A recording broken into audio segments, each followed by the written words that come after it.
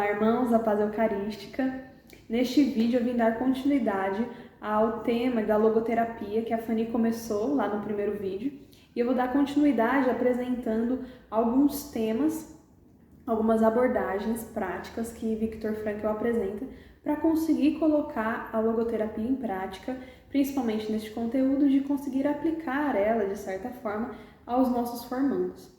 Vou falar um pouco sobre a autotranscendência, que é muito trabalhada por Viktor Frankl, que é sair do nosso básico, né, que nós aprendemos na aula de biologia, que é o nascer, crescer, se reproduzir e morrer. O homem é chamado a muito mais do que isso. E para colocar a logoterapia em prática, é preciso torná-la um hábito, né? Então, o nosso formando ele vai precisar muitas vezes ouvir aquilo que vai desagradar a ele. Não é simplesmente que ele sentar como se estivesse sentando num divã, falando dos seus problemas, e você como formador dizendo aquilo que ele quer ouvir. Mas tirando os devidos pesos de dentro dele, sim, e colocando os devidos pesos para dentro também. Principalmente porque o homem precisa assumir os verdadeiros pesos da sua vida, não simplesmente querer se livrar deles e achar que a solução da sua vida está em tirar os pesos, mas está em também colocar os devidos pesos para dentro, para ele conseguir avançar, conseguir amadurecer na sua vida, na sua vocação e na sua missão. É preciso confrontar-se, conhecer-se e aprender a amar. E é nesse processo que você, como formador, é levado a ajudar o seu formando a crescer. E Viktor Frankl ele aponta dois grandes aspectos para conseguir colocar a logoterapia em prática, que é o autodistanciamento e a autotranscendência. Autotranscendência. Certo? Começando pelo autodistanciamento, começo com um questionamento, né? Por que é tão difícil do homem se enxergar? Isso talvez porque ele está muito próximo de si e isso acaba dificultando a sua visão. Então, se você pega, por exemplo, um livro para ler, para conseguir enxergar aquilo que está escrito, você precisa manter uma distância necessária, uma distância correta para conseguir enxergar. Se você aproxima muito do rosto, você não consegue enxergar, porque fica tudo muito turvo, fica muito confuso, você não consegue ver com clareza o que realmente está ali. Por isso, muitas vezes na nossa vida, para enxergar como nós estamos, enxergar onde nós nos encontramos, é onde o seu formando se encontra, é preciso fazê-lo se distanciar dos problemas, se distanciar das situações, para conseguir enxergar com clareza o que está acontecendo ali. E um terceiro olhar, a sua visão como formador, pode ajudar muito também nisso, né? Enxergar coisas que ele não está conseguindo enxergar, mas que você pode ajudar. Mas principalmente, você como formador, ajudá-lo a ter essa autopercepção, a ele mesmo enxergar. Uma coisa é você dizer para ele, outra coisa é ele conseguir perceber em si aquilo que você está apontando e muito mais, muito além daquilo que você aponta, mas ele conseguir ter uma autopercepção, certo? E aí, para conseguir ter este autodistanciamento, Viktor Frankl aponta duas atitudes, que é a do heroísmo e a do humor. Começando pelo heroísmo, ele cita que é a coragem de enfrentar as piores situações possíveis que lhe são impostas. As piores condições que a vida pode te oferecer é ter este ato de coragem para conseguir superá-las. E aí um heroísmo, porque ele diz que um herói, ele sempre procura uma saída. Ele não abraça o fatalismo de não achar que nada pode ser feito. E aí, se nós formos observar, não tem nenhuma história que vale a pena ser contada que a pessoa não tenha sofrido e superou esse sofrimento de alguma forma. Se você pegar a vida dos santos, das grandes personalidades do mundo, todas elas passaram por dificuldades e conseguiram superar isso de forma heróica, né? É importante saber que cada pessoa tem um fardo. A vida costuma perder muito aqueles que podem dar muito. Então, cada pessoa tem um fardo. Às vezes, o fardo do seu formando pode ser muito maior do que o seu, muitas vezes. Mas Deus sabe de todas as coisas. Deus sabe o que Ele quer com estes fardos e o que pessoa Ele deseja extrair, né, dessa situação, né? Que amadurecimentos, que experiências o seu formando precisa passar para conseguir passar por essas dificuldades e conseguir transcender, né? Conseguir sair delas, né? E não abraçar o fatalismo. Porque o homem ele pode ter duas opções, né? Ele pode ou escolher se vitimizar, colocando a culpa nos outros, nas situações, nos sofrimentos, porque não é culpa minha. E muitas vezes pode até não ser, mas ele pode escolher em se ver como vítima, ou ele pode viver em primeira pessoa, tomando a sua vida nas mãos.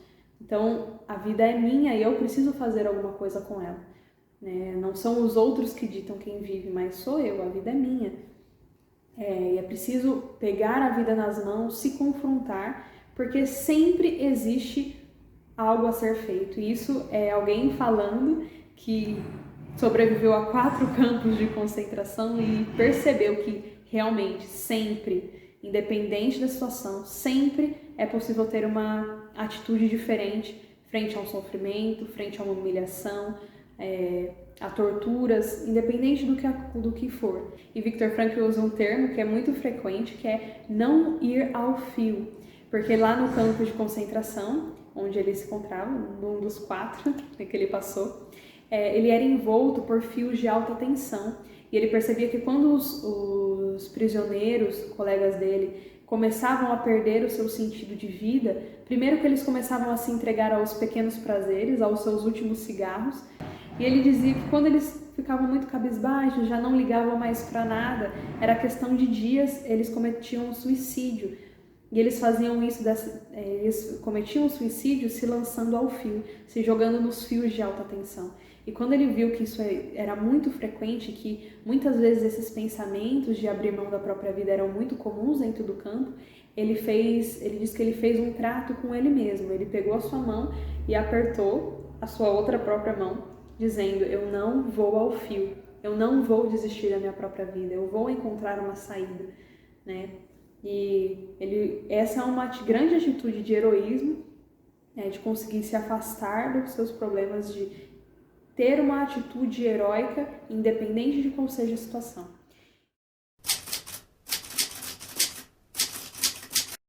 E depois a outra ferramenta, a outra atitude é a atitude do humor, que é a capacidade de rir da desgraça, de rir das pequenas coisas, né? O humor, ele dizia que blindava os prisioneiros, protegia os prisioneiros dentro do campo de concentração.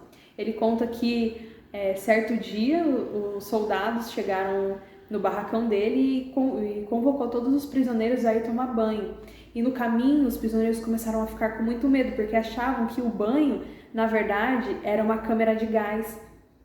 E ele diz que a alegria daqueles prisioneiros de entrarem naquela câmara e ver que do chuveiro só saía água e não gás, ele fala que ali ele percebeu o quanto o humor era necessário, porque aqueles prisioneiros se divertiam, porque saía água do chuveiro. Você vê uma coisa tão pequena assim, sair água do chuveiro, aquilo virou um motivo de celebração naquele momento, de alívio, né? Então, o humor é fazer das fraquezas um momento de graça, tornar o que é desconecto gracioso, trazer uma harmonia, uma leveza.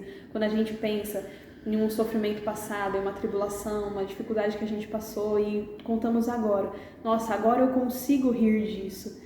Daquele momento especificamente talvez não, mas quando eu superei de certa forma, eu consigo trazer um olhar de humor para aquilo, consigo rir dessas situações. E aí essa alegria também é muito própria do carisma eucaristós, né, como nós bem sabemos, né, vindo também um pouco do que o nosso fundador traz a nós. E precisamos usar isso como uma grande ferramenta de afastar-se de si e conseguir enxergar, né, que é diferente de ser irônico, porque a ironia traz ira, traz maldade, isso é diferente, tá? Não é à toa que a palavra ira se encontra dentro da palavra irônico. Então, este humor, ele é próprio da pessoa humana, né? Quando nós olhamos uma situação como humor, nós conseguimos distanciar dela, né? Trocar a tragédia diária pelo sorriso diário. E o segundo ponto é a autotranscendência, né? Nós, como seres humanos, nós somos livres. Então, nós temos algumas opções, né? Nós podemos, como eu dizia, ter uma atitude fatalista perante os nossos problemas, e ficarmos parados apenas nas nossas feridas, nos vitimizar pelas circunstâncias, pelos nossos sofrimentos. Tal tendência egoísta do homem, que é muito comum, pode levar o homem ao adoecimento, né? E quando nós falamos de autotranscendência, ela se refere à liberdade do homem no movimento de saída, no movimento contrário ao movimento de egoísmo, de prender-se em si mesmo. Então, a autotranscendência é um momento de saída. O sentido de vida ele é muito pautado em algo a realizar, alguém a amar, um Deus a quem servir, algo que é para fora, que vai além dos próprios problemas e das próprias dificuldades. Então, é aí que se encontra a autotranscendência, né? Então, a gente começou pelo autodistanciamento, que é muito importante se enxergar, mas não é a única solução. Tem também a autotranscendência, que é buscar algo, buscar um objetivo, um sonho, uma missão, um sentido que realmente amplie o horizonte e que inspire autotranscendência e a descoberta de significados e valores, né? O significado de ser humano é ser para o outro, é estar em relação a algo ou relação para alguém, dedicar-se a uma obra fora de si. E quando essa autotranscendência ela é negada, de, por exemplo, não se importar com o problema dos outros e ficar só preocupado com os próprios, a existência do homem ela é desfigurada. Você reduz o homem a simplesmente um objeto, a uma coisa, e acaba gerando nele uma frustração, uma desumanização, um adormecimento. E aí, Viktor Frankl fala também da dinâmica do olho. O olho ele foi feito para enxergar para fora. Se por algum motivo o olho começa a enxergar a si mesmo, quer dizer que ele está doente. Aí um exemplo, por exemplo, da catarata, quando começa a formar no olho, na frente do olho, uma camada mais espessa, você consegue enxergar uma camada antes da visão, né? Fica uma camada espessa na frente. Se você está enxergando, se o olho enxerga a si mesmo, quer dizer que ele está doente. É a mesma coisa com o homem. Se ele começa a enxergar muito a si, se preocupar muito consigo e não olha para fora, quer dizer que ele está adoecendo. Se o homem só pensar no seu bem-estar, estará sempre detectando distúrbios, sintomas, e ninguém vai conseguir salvá-lo disso, ninguém vai conseguir ajudá-lo a sair dessa situação. E nesse processo de estar muito preso nos seus egoísmos, Viktor Frankl aponta 2 grandes riscos, que é a hiperintenção e a hiperreflexão, que são a intenção exagerada e exacerbada sobre algo e o pensamento obsessivo sobre determinados assuntos que estão altamente voltados para o seu próprio eu e sobre os seus próprios problemas e conflitos. Então essa hiperreflexão, esse aumento da coisa, tudo que eu faço eu coloco muita intenção, tudo que eu penso eu hiperreflito, eu fico presa muito aos meus próprios pensamentos e aquilo pode desencadear o que ele fala de um ciclo vicioso de sintomafobia, provocando o desenvolvimento de diversas doenças emocionais. Então, eu tenho um certo problema e aquilo me gera um sintoma. E ao ficar hiperrefletindo e hiperintencionando estes sintomas, eles acabam aumentando e gerando uma fobia. E essa fobia aumenta os sintomas, que aumentam a fobia, que aumentam os sintomas, e de repente você está sentindo o medo do próprio medo. E o que é a fobia? A fobia é um medo irracional de algo que é improvável que cause dano. Então você começa a ter um cenário irreal, você começa a aumentar as situações, foge da realidade. O objeto do medo torna-se o próprio medo, cria-se um cenário fantasioso, um cenário irreal. E Viktor Frankl aponta que a forma mais simples de levar o formando a sair deste ciclo vicioso é a autopercepção,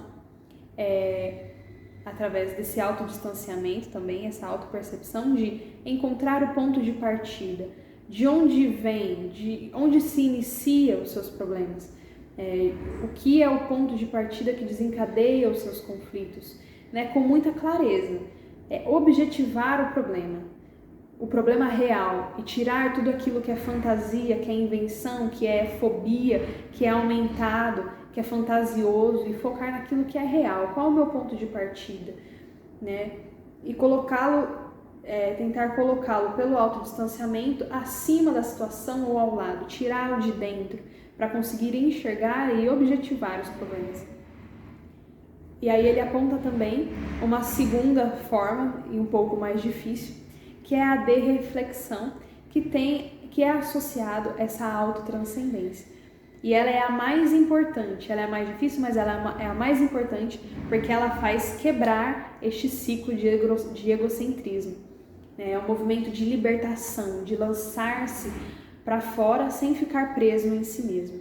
É um olhar otimista que pode tirar das situações mais trágicas da vida, buscando não focar na origem dos problemas, mas pensar sobre o que espera, sobre as coisas que aguardam a sua conquista.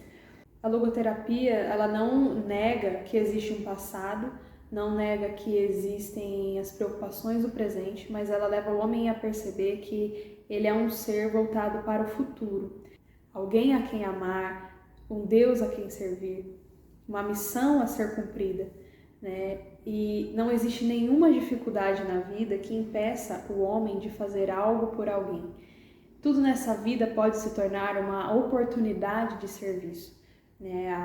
A identidade do homem, ela não se resulta em concentrar todas as suas forças em si mesmo, todas as suas concentrações em si, mas é essa dedicação de oferecer-se a uma causa, né? Quando ele se encontra na realização de um trabalho, né?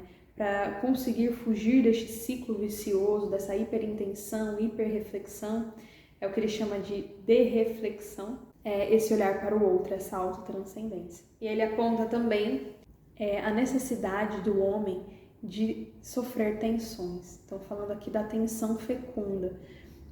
A tensão fecunda, ela não é uma técnica, mas é uma visão do homem segundo Viktor Frankl. Nós vivemos numa sociedade que não está acostumada com o sofrimento, com o desconforto, com as decepções, não sabe enfrentar mais os lutos, pequenos incômodos, tudo causa repulsa e irritação. A logoterapia, ela tem um foco na vontade de sentido e não na vontade de prazer, na vontade do ter.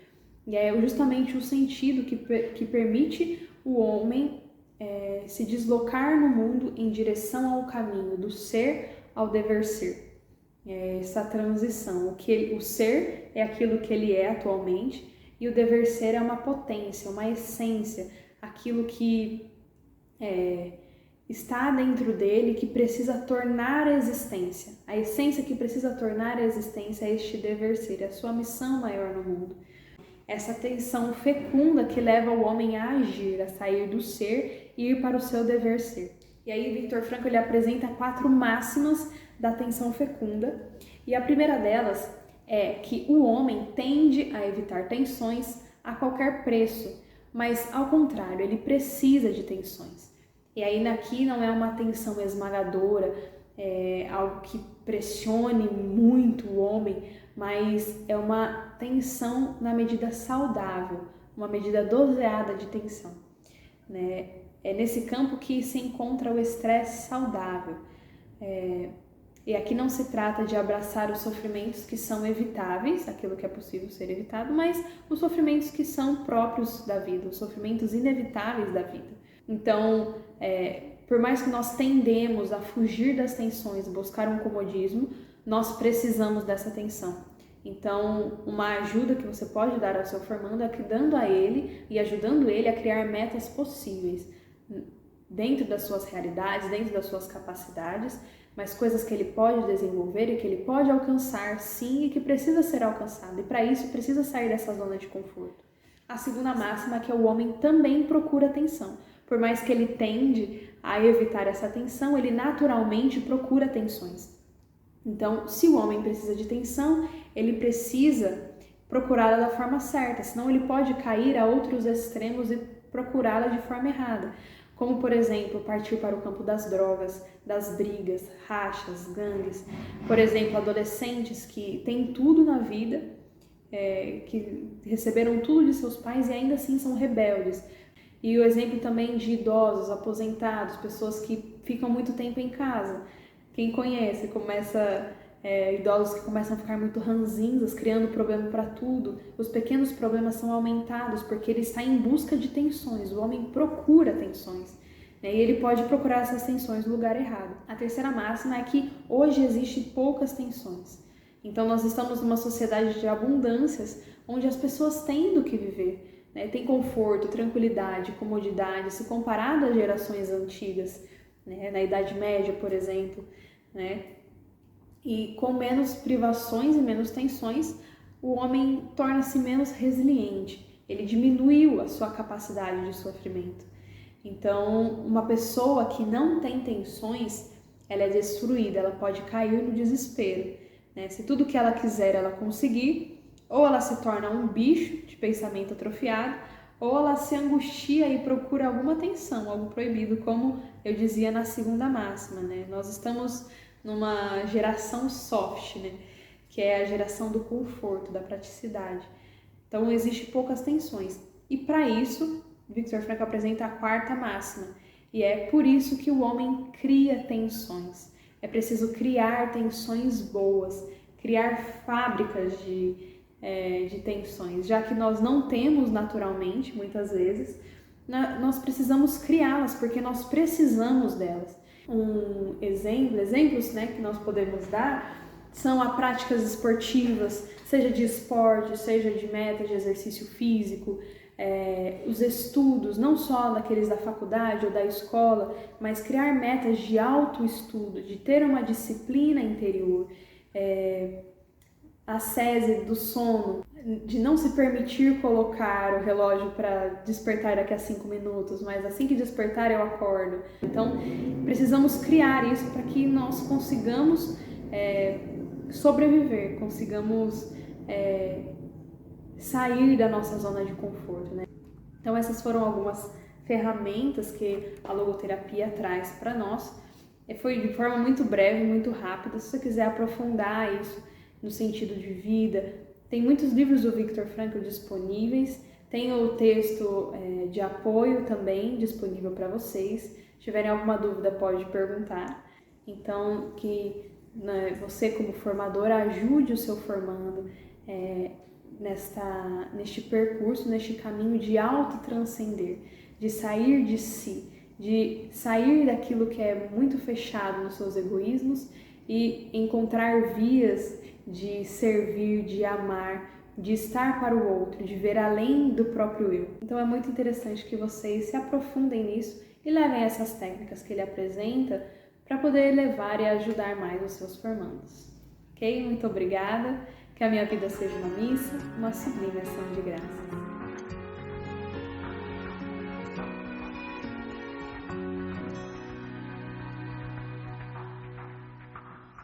Vindos de todos